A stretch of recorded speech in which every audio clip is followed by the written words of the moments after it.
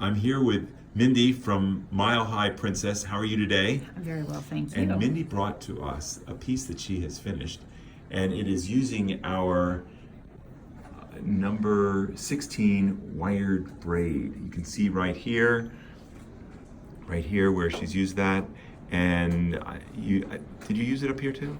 No, that's bullion. Okay, that's bullion stitch, right? Okay, but here she used this to show the top of the gift box, and it just gives it that third dimension that really creative minds like.